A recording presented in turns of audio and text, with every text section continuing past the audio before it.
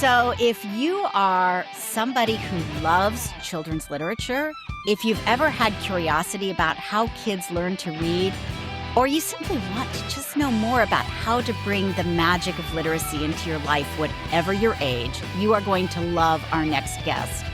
I have known Dr. Karen Huff for at least a decade, and she is one of my favorite people to talk about children's lit with.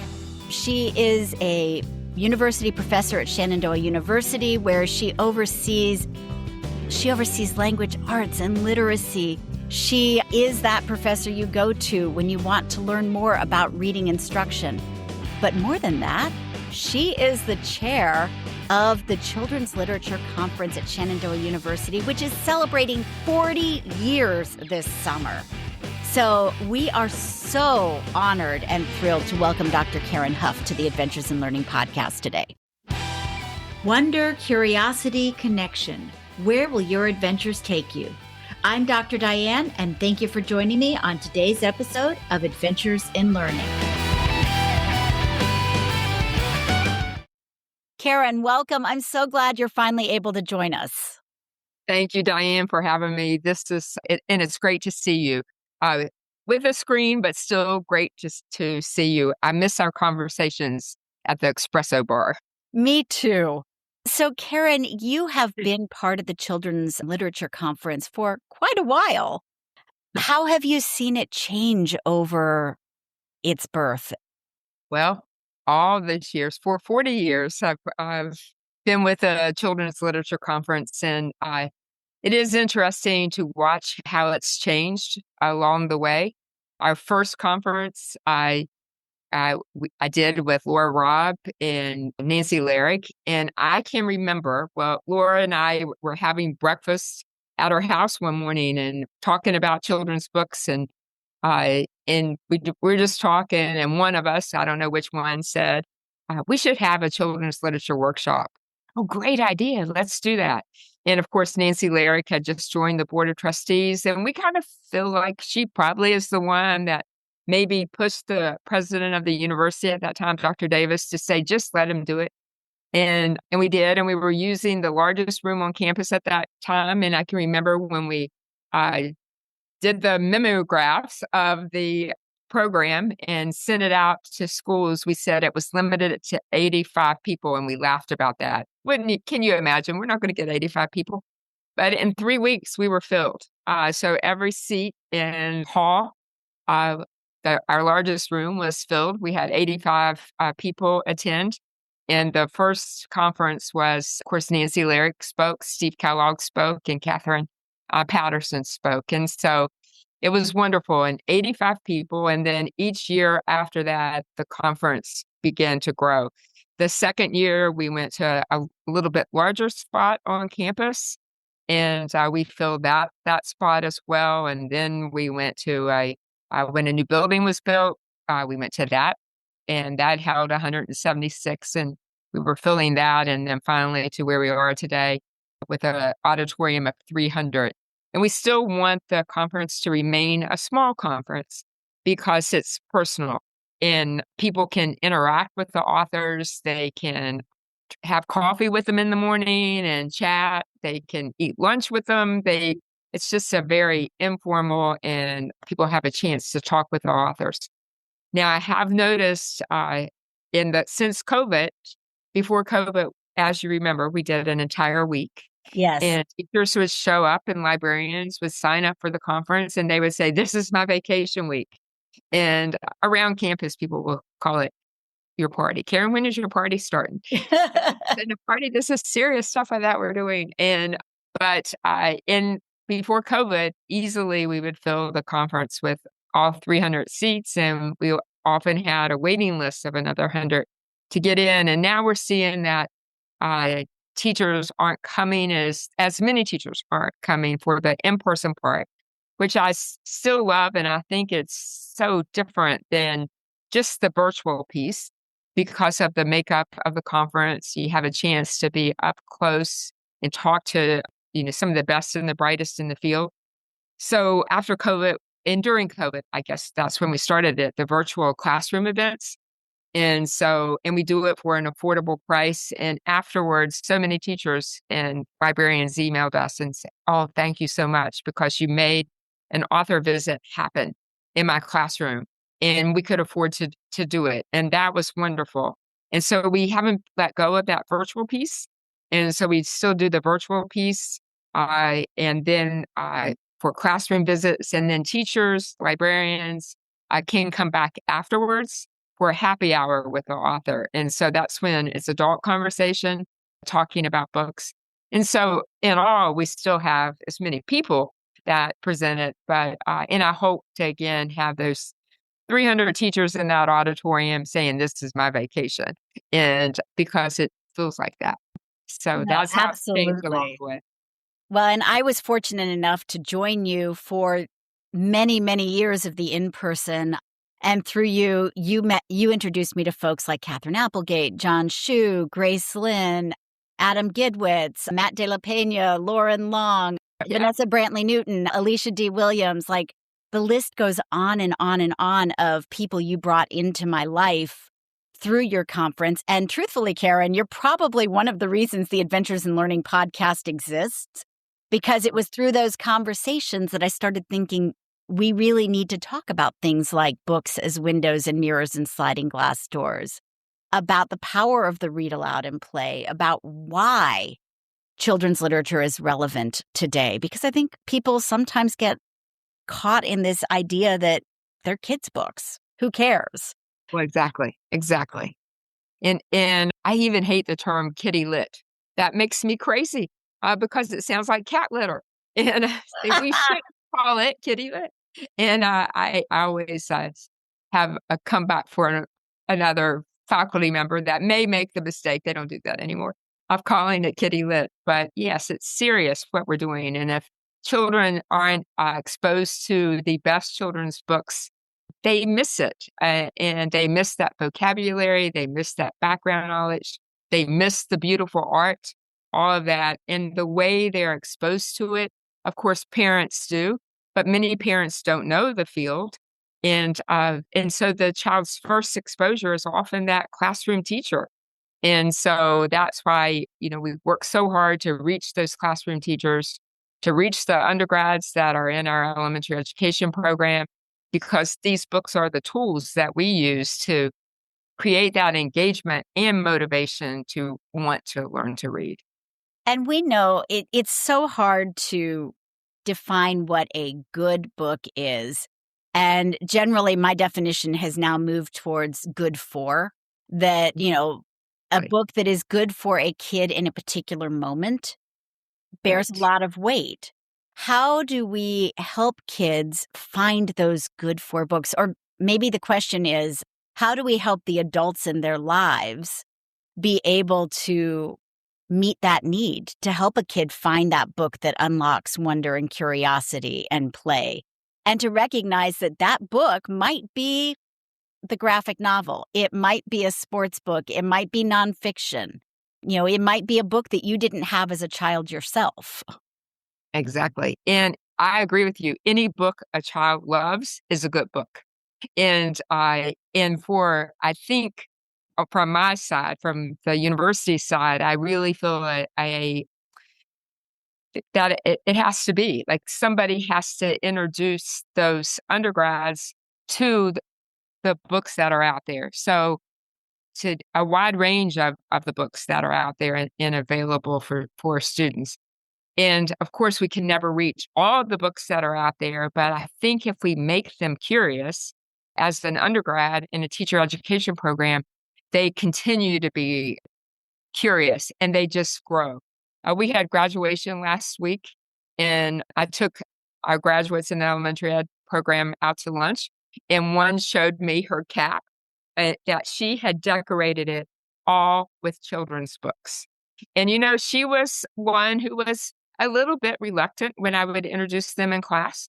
But she came to the rally for reading that we had on campus with Catherine Applegate and John Shue. She was changed. She was changed when she saw how children responded to those books, when they were how if anybody in the audience has seen John Shoe in action, but of course you have it in with children and they're screaming, I need that book for my heart.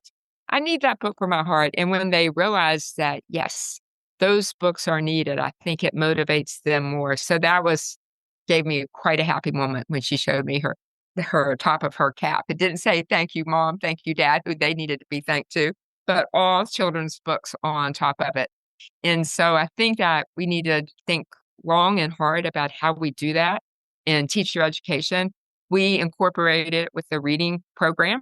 So when they have to take 9 hours of reading with us, classes that are related to the teaching of reading, and we incorporate those books within that and everything else. So that's how we do it. And then the teachers who are out there now teaching, again, I think that so many need to maybe they remember what they had as a child, but maybe they aren't familiar if they weren't exposed to them in their education program. And so they come back to those ones that they had as a child, and those are good. However, but they need to expand their knowledge. And so many, when they come to the conference, will tell me, wow, now I know. And I know even more authors and illustrators. And sometimes librarians will say, as you know, some people can take the conference for credit, for recertification credit for 3 hours. And so now, it's more than once I have heard from librarians, oh, did so-and-so take the conference for credit?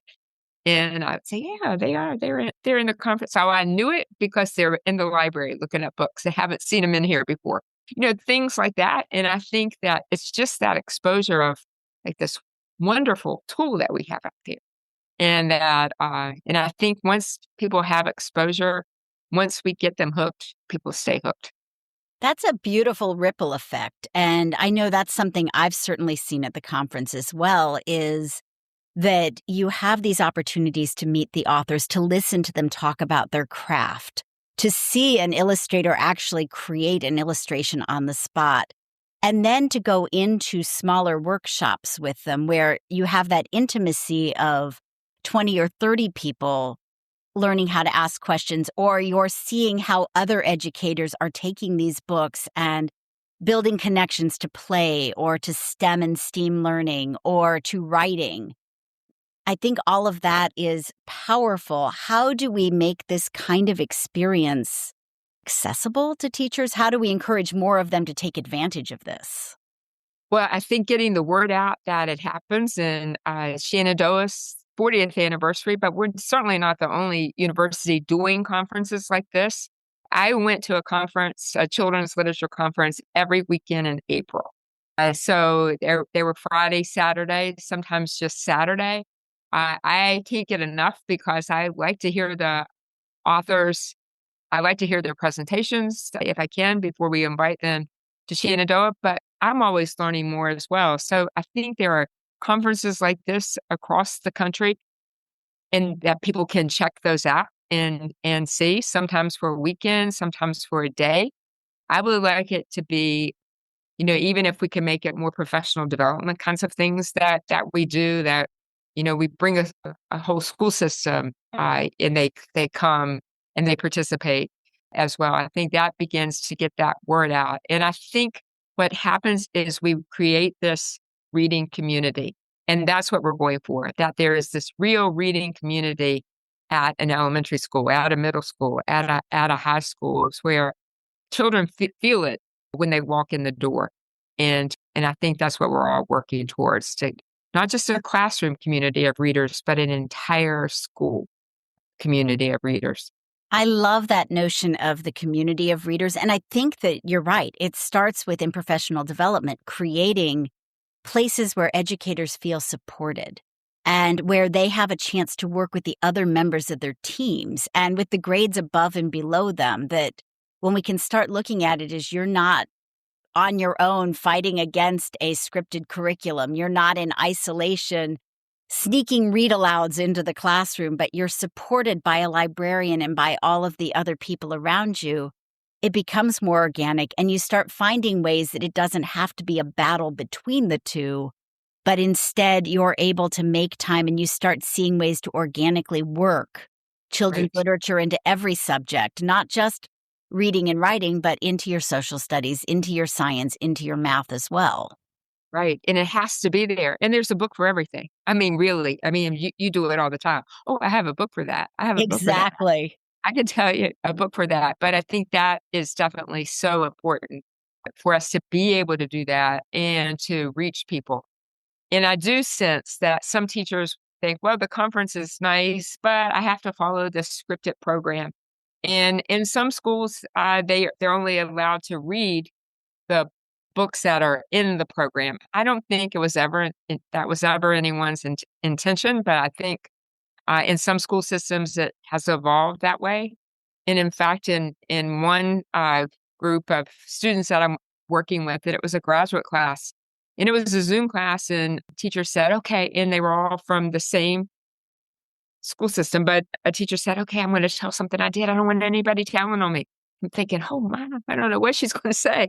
But what she said was, "You know what I did? I snuck in Number of the Stars."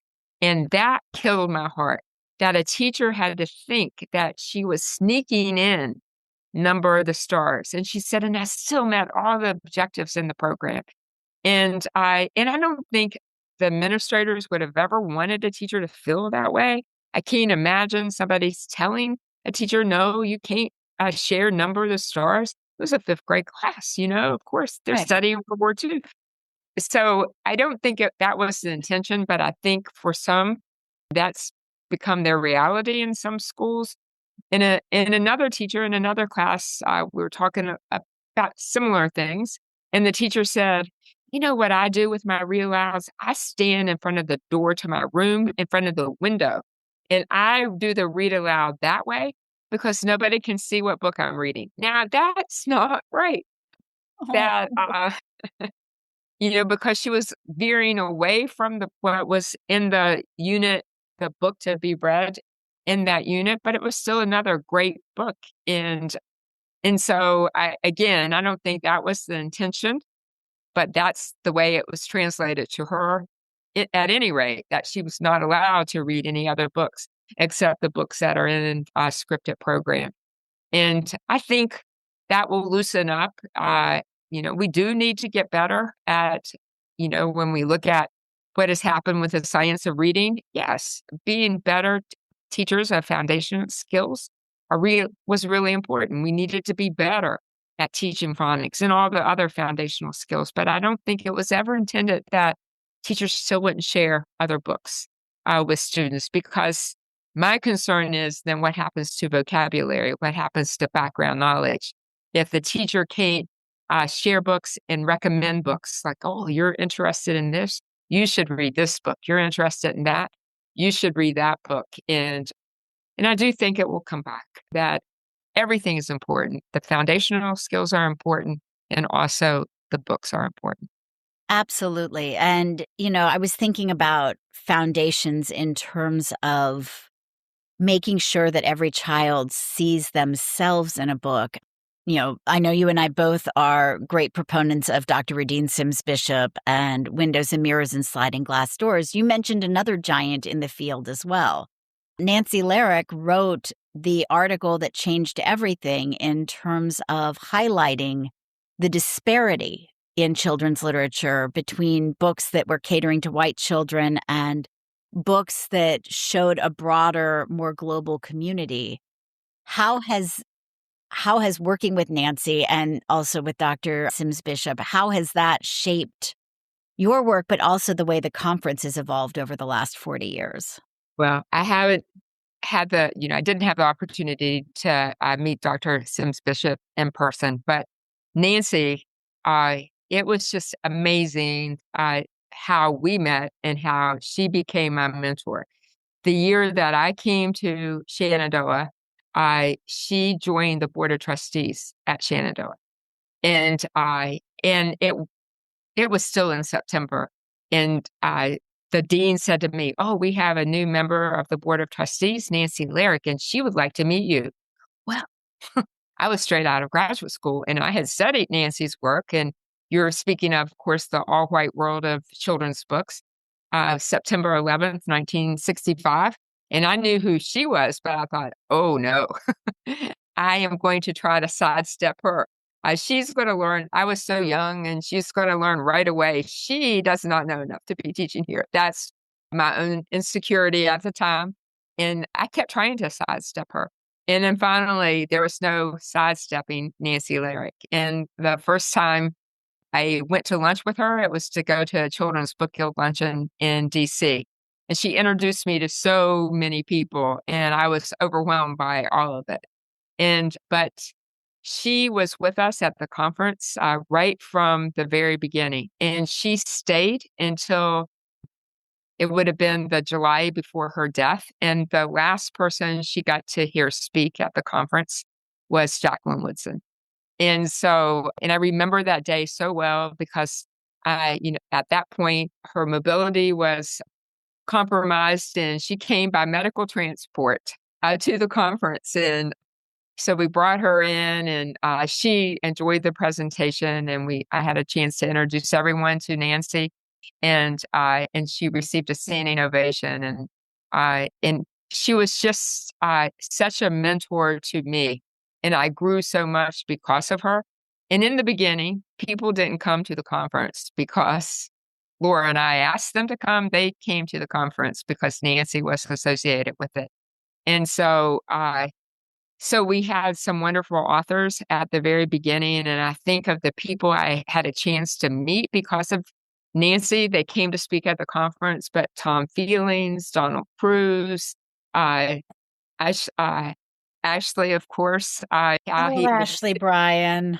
How he sang to Nancy, it was just they were all such good friends because they were all working towards that same goal. And the people on here, the call with us or that watch your podcast, I would encourage them to read The All White World of Children's Books. And, you could certainly find it online, but it was published in the Saturday Review. It wasn't published in an academic journal. So it reached every household. It seemed like so many households. And basically what she did at that point, she exposed the publishing companies. And I won't have this word for word, but one of her final lines was, "It's time that the publishers of this country realize that what's good for the Ku Klux Klan is not good for the children of America." Now, she had to be so brave to say that in 1965. White woman from the South who worked as an editor at Random House. And so how brave she was and how she would tell us exactly what she thought about things. But she came to every single conference until her death. So starting in 1987.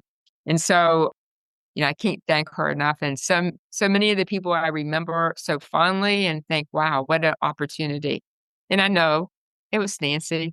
They didn't they didn't come because I called and asked them. They came. She probably followed up with a call and never told me.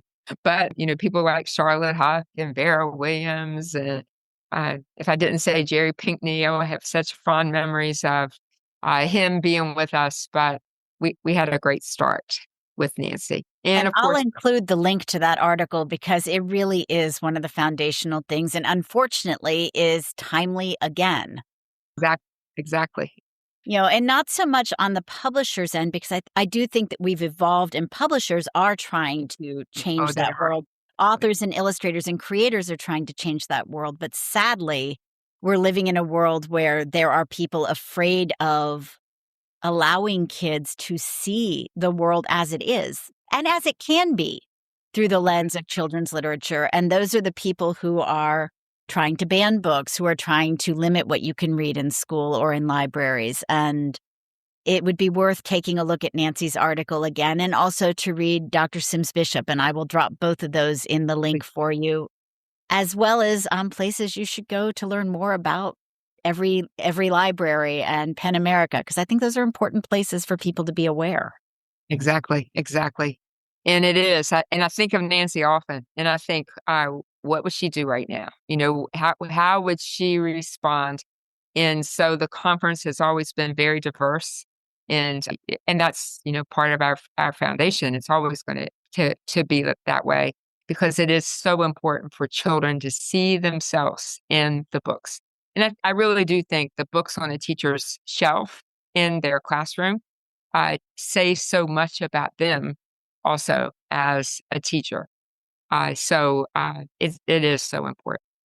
I agree. And, many of us were teaching classrooms that are filled with diverse experiences, diverse backgrounds, diverse family structures. And so having books where you can find yourself is certainly important. But I also think, in terms of building that empathy muscle, it's just as important to have books where you're dipping into somebody else's experiences and you're having that chance to imagine what another world might look like through the safety of a book. Exactly, exactly. And it is so important, and you're learning history along the way, and I think that is so important. And that's something you do so well. Imagine a space where curiosity drives innovation, where empathy fuels collaboration, and where learning feels less like a task and more like an adventure. My message isn't about adding more to your plate. It's about changing how you see the plate entirely. I'm Dr. Diane Jackson Schnorr, and through the power of purposeful play, I equip leaders, educators, and organizations with the tools you need to unlock creative problem solving, deepen human connection, and build resistant ecosystems of empathy and innovation. Attendees will walk away not just inspired, but empowered, with immediately usable strategies to spark curiosity in teams, to lead with empathy, and to infuse learning into their everyday cultures. You'll learn how play isn't child's work. It's the secret weapon of the world's most effective leaders and change makers. This is not a feel-good talk that fades by Monday morning. It's a movement, a shift in how we engage people, solve problems, and lead meaningful change. My talks and workshops are shaped by decades of experience in education and a transformative message that connects across sectors. Whether your audience is corporate, educational, or nonprofit, they'll leave ready to rethink what's possible, both personally and professionally. Because when we learn and lead through play, we don't just change organizations, we change the world. Check it out at drdianeadventures.com.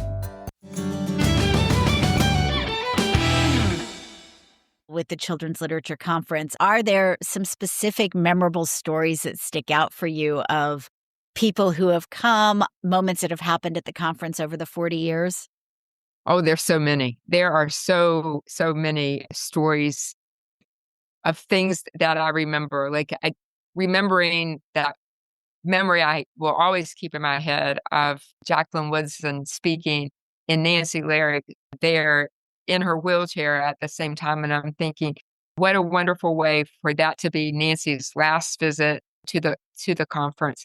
I think of Walter D. Myers coming, and he came with Christopher, and he recited "I Love That Boy" for the whole audience, and anybody in the room would have known he that's Love That Boy was also sitting in that audience with us. And Jerry Pinkney coming in. Jerry was with us at least 3 times in person, and also Gloria coming with him and being able to meet them and have them with us together. But the last time that Jerry was at the conference, he had slides, and we had it on a slide projector, and we had to rig it up on one of the chairs in the auditorium, and he said to everyone, "Everybody take a good look, because this is probably the last time you'll ever see a slide projector." But it was right. It was He hadn't won yet the Caldecott for Lion and the Mouse, but it was out, and he shared a lot from that book, and of course being able to be there and see that before he wins the Caldecott for it. And he was such a humble person, and his books meant so much. I mean, the list, Aranka Siegel, that's another memory I will never forget, and the Holocaust survivor. And her talk probably went over 35 minutes. And it was at lunchtime, and not a person moved in the room. They passed tissues to each other as she told her story. And actually, she was with us twice. And I feel so honored upon the head upon the head of a goat, if people are wondering, and Grace in the Wilderness. But her story in moving, and people will never forget that story or forget that book. And and then there have been funny things that happen along the way. I will always remember John Sheska coming, and we started the Rock in the Library at the community events in town. And so we had John Sheska with us, and we got the football team at Hanley at the local high school, and we gave them all black t-shirts that said boysread.com. And then I got, what are those? Escalades, right? The big, like it looked like the Secret Yeah, you Service. had it looked like big, like a limo service or like a convoy coming in. Yeah. But the whole idea was it was because he was the ambassador. It was like the Secret Service with them, and they walked beside those vehicles with headphones in their ears. But it was the entire football team at Hanley High School, and to show the kids that those guys read too. So guysread.com, and like funny kinds of things like that happened, and community events that happen, because it's not just at the conference. We do want to share this opportunity with Winchester's, well, with everyone, but I definitely the children in Winchester. I want them this year, because it is the 40th. We're moving to Hanley High School because we expect a larger crowd. But I want the children in Winchester to kind of have that as a memory. Like in Winchester in June, these great authors came to campus. And I have this great photograph of Lauren Long, and he's sitting with two little girls, and they wanted him to sign their book. But the book was Baby Mouse. It wasn't even his book. But because Matthew Helms was also with us, so he signed it for them, and put a little picture of Otis in it, and he handed it back to them. And then one of them said, "Oh, we were hoping that they were four. We were hoping that you would draw Pete the cat." Yeah, okay. So he takes it back, and he draws Pete the cat. But I like the idea that children, like, they may be mixed up which book the person wrote, but they are very well aware of authors, and that they write the books for them. And the mayor comes out for it and gives them the keys to the city, and talks about the importance of reading to everyone, and every child there, because of the generosity of the Quadmore Foundation, leaves with a book. Like, nobody doesn't leave with a book, and they have a chance to sign up for the summer reading program. So it is about community events, but all those things always will have like very fond memories in my heart. And then we just try to keep thinking of other things to do, like, that we can bring the community in, whether there's another author at the Discovery Museum or on campus somewhere, or doing the rallies for reading, because it's about getting information to teachers. But boy, teachers really understand it when they see how it affects the students. And so many authors will say, I didn't have the chance for an author visit when I was growing up. But then there's some that say, like just last week, who was it? It was Lei Wynn, I think, that said Bill Peet came to her school. And I think that's who it was. And Jared Krasoska also tells that story about when Jack Gantos came to his school when he was in the second grade. And I always think, wow, we never know who that next author is going to be that's sitting in our class. And so that's why we've got to get those author visits to those classrooms. And I do believe it makes a difference in engagement and motivation to read. Absolutely. And I think that when you can build those connections to the author, you certainly create that community of readers. And, one of the things that I've been doing recently, and this is again, thanks to you, you introduced me to Alicia D. Williams, who is an incredible author. And she wrote Genesis Begins Again and The Talk, but her latest book, Nani and the Lion, is just a charmer. It is the ultimate read aloud for that early childhood, elementary school age, because it's interactive, it's engaging. And so with Alicia's permission, I've actually been taking it on the road this spring and using it as I'm teaching teachers. And so I'm getting them engaged in the read aloud in the way that we want them to engage their children. And then showing them how once we read, we can connect it to other content, if you're talking about sound, how does this book connect to a study of sound and pitch and vibration? What other books can we connect it to? Think Danby and the Big Parade or Ada's Violin would be good natural connections. Or how do we build real world connections? How do we create STEM challenges and play with it? And often, you can build drums, you can play with palm pipes and figure out how to build an octave. You could use it to study geography or map making. And then finally, that reflection piece. How do we connect back, whether it's through reading or writing or oral storytelling? And so by being out and doing this, I'm getting teachers excited in terms of how do you take these books and bring them back to your classroom? And Alicia is now very graciously hopping in and doing a workshop with me tomorrow for a bunch of early childhood educators in North Carolina, where we're going to talk about this. And I'm like, how cool is that to not only take read, connect, play, reflect, which is my thing, but to do it connected to the author of the book and hear straight from her how she intended it to be used and how she loves that it has the freedom to be used in so many other ways. And you are a master at that. And another reason I miss not having you in town, just to run things by you, because you have such great ideas about how to use the book as a STEM book, which I don't think I would have thought of it, but you think of it, and that is wonderful. And do you remember how she held the whole audience? Everyone was mesmerized Absolutely. when she was speaking at the conference, and she sang even, remember that? And she is amazing. So those teachers in North Carolina are in for a big treat. But that is the power of an author visit.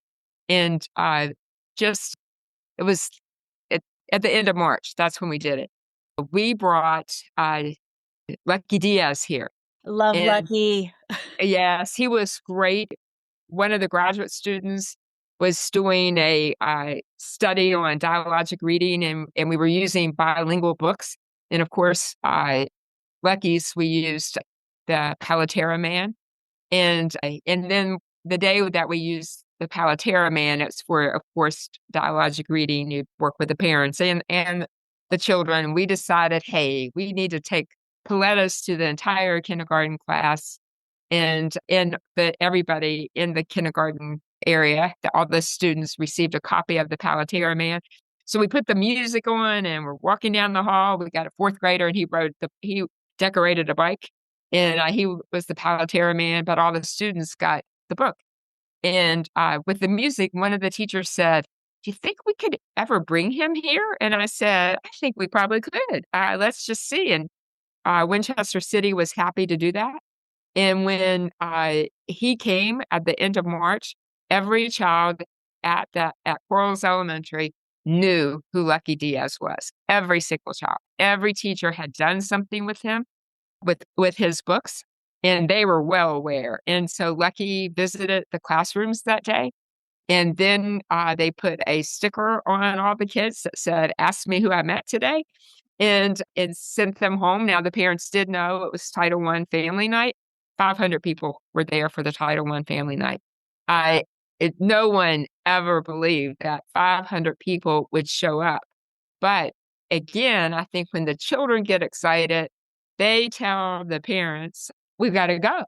We've got to go to family night." And they all showed up for family night. And it was wonderful to see kids singing and dancing. And all the teachers had stations where they would talk about other ways to use Lucky's books. So it was a great parent education event. They enjoyed the concert. They enjoyed watching the children dance, and it was very loud, but it was very good. And then everybody had dinner together, and it was wonderful. And it was, What a lot an of it was outside. what an amazing way to build community.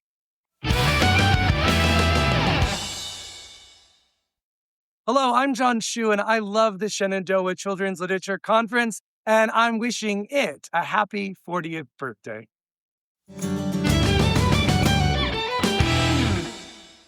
And it's not too late to sign up for the 40th anniversary of the Children's Literature Conference. So, knowing it's not too late, tell us what people should expect and why they should come. Well, we're talking about the in-person piece, right? And Yes. it's also not too late to sign up for a virtual event. There's still some virtual events coming up. And so you could take a look. Plus, we will have this year's Caldecott winner as our one virtual event. Uh, so anyway, I can't reach it, but of course, everybody knows it's fireworks. So if you want your students to be introduced to that, which of course you will. And you But also have our Reading Rainbow host coming on yes, we do. virtually. And that one is a keynote address, and that will be aimed at educators. And so he will be there. So Michael will be with us, and and then we end our virtual program with Colby Short.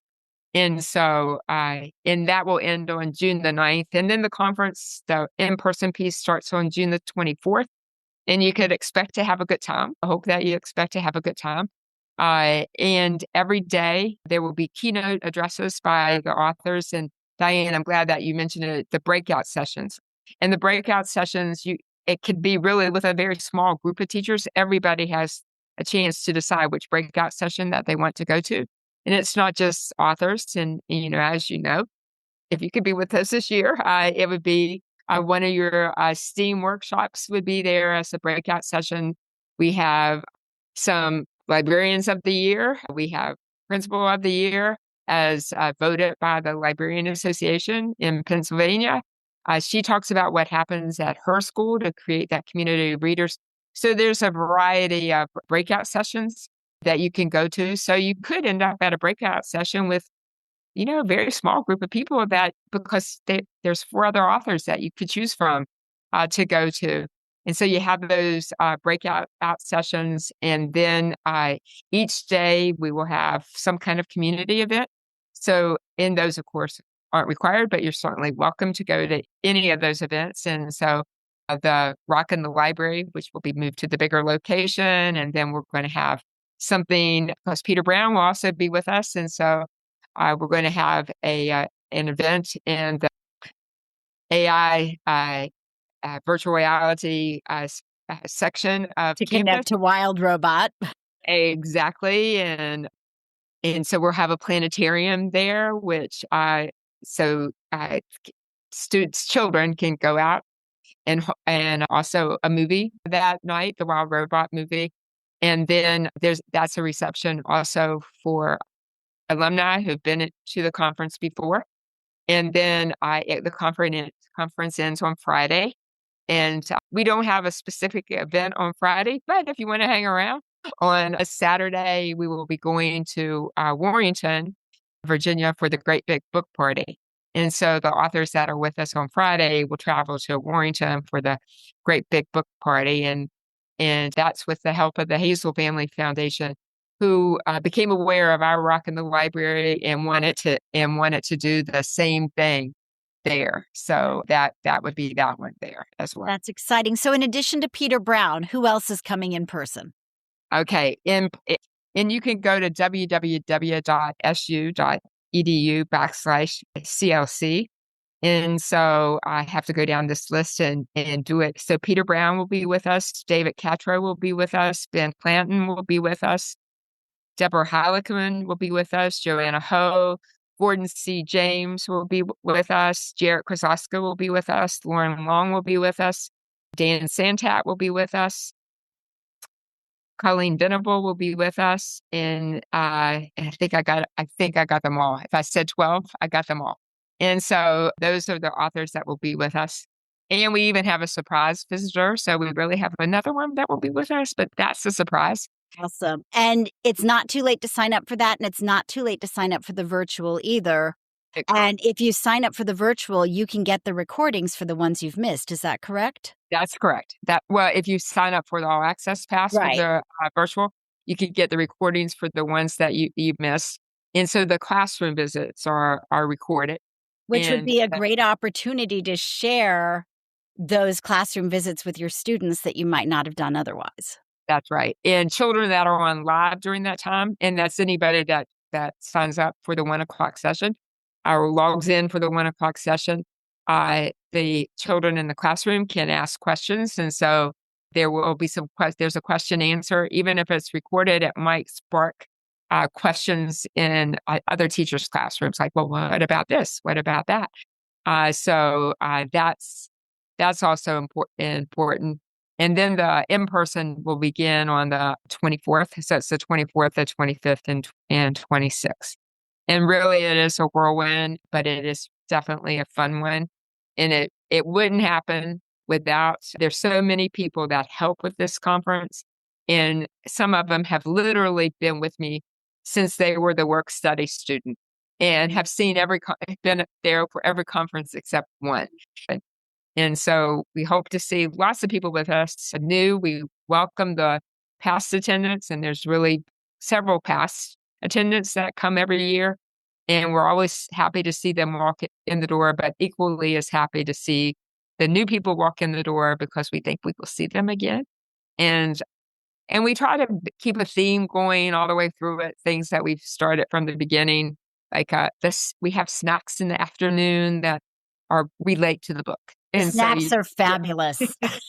So you can guess what it would be. And so there's refreshments and receptions afterwards. And I can understand why some people call it a party, but you know what? And it should be. Children's It's literature should be a celebration and a party. And it's a party for the kids who love the books, but it's also a party for the kids who have never grown up, the adults who share the books with the kids. And I think that's what makes it so special.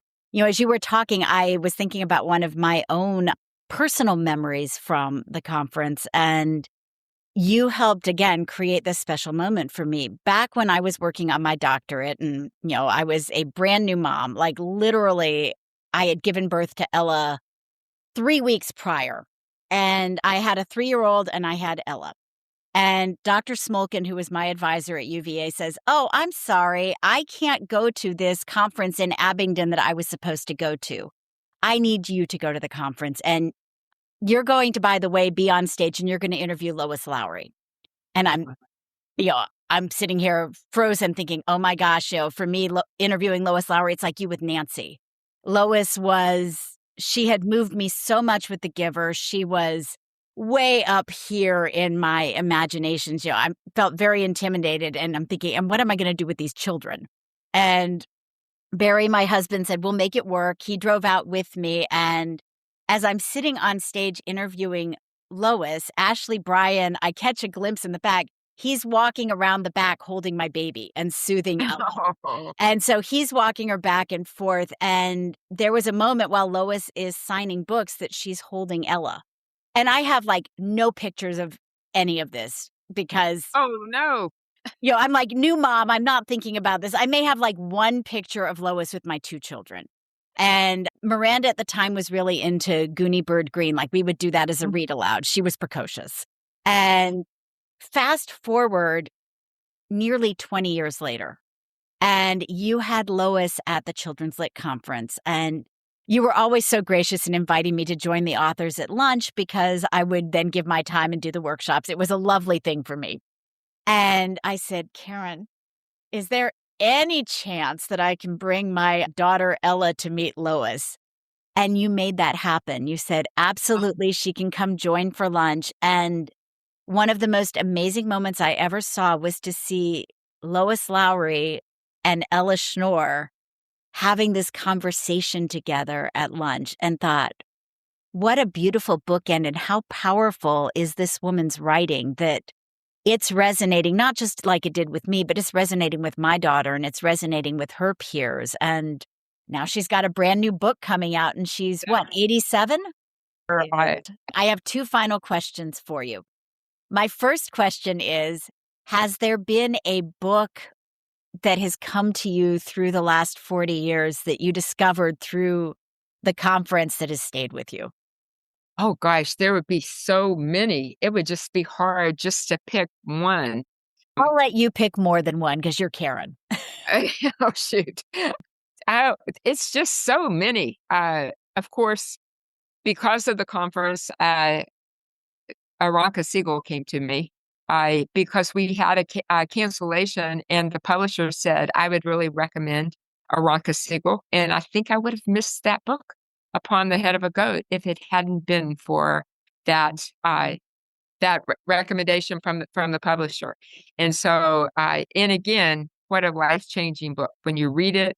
Plus, when you have her with you and really get to know her and think about what she went through as a child, and she's still she has so much kindness and giving and into her personality, and you wonder, wow, how remarkable that is. So that book would be right up there with me.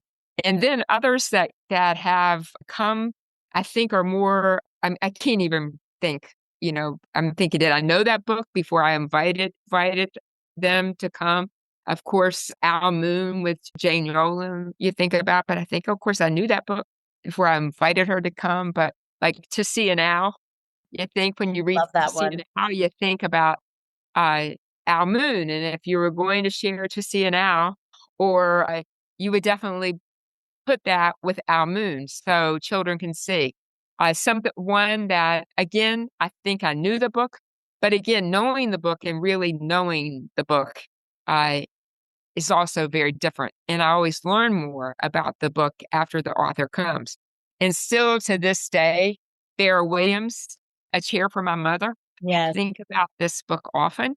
And, she dedicated it to her mother. But also in this illustration, she's the one that pointed it out that that's a heart, that she made it purposely a heart, uh, as Oh, I love for that. her mother. I mean, and things like that, I wouldn't have known at all if they hadn't have come to the conference. And I just had that sitting here actually because anyway, I mean that's here. So the Magic Treehouse books, Mary Pope Osborne again. She came to the conference, and then we for a few years, not to say we won't do it again, but we did tours, and we went to England 3 times. And one was In Search of King Arthur, one was Beatrix Potter, and then one was Potter to Potter. And when we went In Search of King Arthur, then Mary Pope Osborne met us at Oxford. And so we had like 3 days together with 30 some teachers in Oxford. And again, what a wonderful thing to be able to go through Oxford with Mary Pope Osborne and learn so much, not just about her Magic Treehouse books or Will's Fact Checker books, but just her level of knowledge was certainly amazing. And so those are the ones I can think of off the top of my head. Carol Boston Weatherford's, her book on the Tulsa race riots. Wow, I became, and I think, did I learn that in school? But how did I not know it? Right. Those kinds of things. And I don't think I did learn that in school because I think I would have known it and was even embarrassed that as an adult, that book introduced me to the Tulsa race riots. But And how so powerful that we have those books that aren't just for kids, but are also for us. exactly, exactly. And I mean, there's just been so many, and I'm so grateful uh, to have been a part of this and to have had Nancy's support and Laura with me right there from the beginning. And I know that some of you know her work, and if you don't, you should, especially if you teach middle school, that she writes professional books for teachers. And so it's just been a wonderful opportunity. Well, Karen, thank you for all that you have done. My final question of today, it's the one I end every podcast with, is what's currently bringing you hope? The books bring me hope. I see in children with those books, that's what really brings me hope. When we have the 2 rally for readings that we do here in person, and then the virtual part was Catherine Applegate and Kate DiCamillo and John Shue did a virtual event. But I want children in Winchester to have it and to have 600 students in the auditorium uh, for Kate DiCamillo and then 600 the next day for Catherine Applegate, and to see them cheer for books and want to get so close to John Shue or Catherine Applegate to have their book signed. That gives me hope. That gives me a lot of hope. And then last year there was a little girl, Brady, who came and she had so many questions for me afterwards. She wanted to know, is this a real college? Do you teach here? Can I ask some questions? And she had great questions, but she came running out and she said, with her book, and she said, this is my first autographed copy. And I said, well, great, enjoy it. And she said, well, I really wish it was, I really wish it was, what's it, the Willoughby book. And so I'm thinking, oh, I wish that we had that one too. But you will enjoy this book. And so the next day or two, of course, you know what I did? I ordered it from Amazon and I asked, does anybody know what school that child goes to school? And I went to Tracy's office and said, would you sign this book for her? This is the one she really wanted. But she had such great questions, a fourth grader, about college, tuition costs, was the food good, all of those kinds of things. And so Tracy signed it to Brady. I hope to see you in the class of 2033. Enjoy the summer, enjoy the book. Tracy Fitzsimmons, president. So I took it to her at the school and she opened it and saw that dedication and she said, wow, she even calculated what year I'd be there. And I thought, what a smart kid. Oh, so smart. So smart. But if we can touch one child that way, that they come and they realize like, wow, these books are great. Plus they've taken part in something that happens on a college campus and they're thinking, man, maybe one day I want to do that. Or they see an author and they think, so many kids will tell you, I'm a writer. And I love that when they say that I'm an author too. And they will often correct you. And I always love it if I'm in a school when they do that. Because, good things happen if are happening there if they do that. But if we're reaching children that they can see themselves writing books or whatever they may want to do. Kate DiCamillo, I mentioned, more than mentioned, in her talk that because of Winn-Dixie, had 475 rejections. And she said, what if I'd stopped? And she said to all of those fifth graders, never stop. No matter what your dream is, if it's to write a book, if it's to anything that you want to do, it's your dream. Don't let anybody tell you you can't do it. And I'm thinking of that 600 students in that audience that day, if one of them hears that message, all of it was worth it. Oh, that's wonderful. Well, thank you so much, Karen, for joining us today. I will drop links to the articles we talked about as well as to sign up for the conference. Trust me, folks, you don't want to miss this. This is your dose of joy this summer. Thanks for joining us today. Thank you, Diane, and come home soon. We want you back to Winchester. All right. Thanks so much. You've been listening to the Adventures in Learning podcast with your host, Dr. Diane. If you like what you're hearing, please subscribe, download, and let us know what you think, and please tell a friend. If you want the full show notes and the pictures, please go to drdianeadventures.com. We look forward to you joining us on our next adventure.